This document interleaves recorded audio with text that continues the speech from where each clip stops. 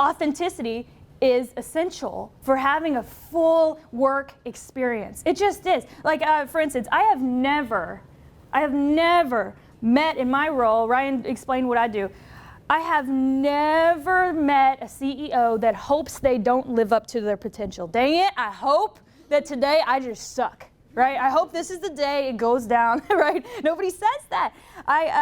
There's a Harvard Business Review that came back and reported that businesses and organizations that fostered authenticity and inclusion, that they had employees that were 3.5 times more likely to live up to their full innovative potential. That's huge. That's huge. I have never met with someone that is hoping that their well-being suffers at work. I hope today my well-being goes out the door. Right? I've never met with that person. Or their job satisfaction. I don't have you can put the pieces together with that one on how that relates to authenticity at work. That was from the American Psychological Association, that they found that there's a direct correlation between authenticity and job satisfaction. Again, that, when you think about it, makes a lot of sense, doesn't it? I've never met a CEO, CFO, who hopes they don't retain employees. I hope people come in here and they just hit the streets as soon as they see what we're about, right? I've never met with somebody that said that. Did you know that retention is directly correlated with authenticity in a positive work culture, right?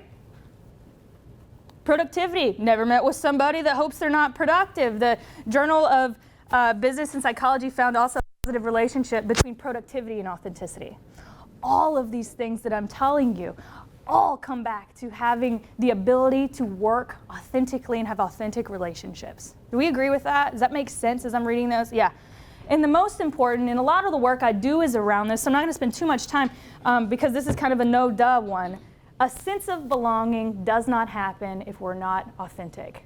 We all know what happens, or can put together the pieces of what might happen when we don't belong.